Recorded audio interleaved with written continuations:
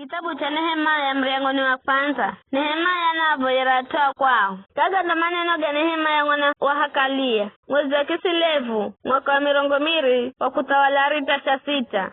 Nakala nikaiza ngome ya Shushani. Kona kukiza ndugu yangu mwenga ifai Hanani na watu wengine kula Juda.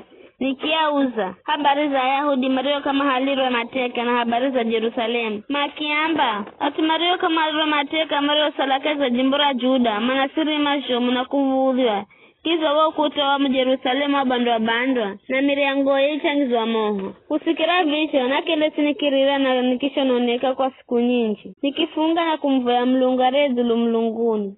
Nikiamba Bwana mlungurie dhulu mlunguni mlungu mbomugo saye utimiza ekilaga neche na kuonera mbaza tuma kuhenzao na kuguramuriza na kuvoya na voya vugule matogo na uhege skirora kwako sirikize mavoyoga muhumikio nikuvoyago wakati usiku na mchana kwa utohumikio wa Israeli. Ninatubu dhambi za watu wa Israeli. Frizo kuhendera uwe. Mimi na nyumba ya baba fahenda dhambi. So kuhendera dhambi jomu kwa kukosa kugura murizo, sheriazo na malagizogo. Urigo mpa muhumikio Musa. Ninakuvoya kumbukirene na ururo muamuru muhumikio Musa ukimwamba. Kala kamla kala amini ifuni nda msamula kaiza mataifa. Ela mkini ujira na kuzigura muriza angu behata watuo. Mario halamate makala kureza ze. Kiza nda kunzumanya kula kuko. Nani arehe hari ya watu niriho atagula hakale hatuwa ndiho toa zina rangu. Aona humikio na hatuo uyo akombona kwa kuhumikira nguvu zo nyingi na wadimiwa munji.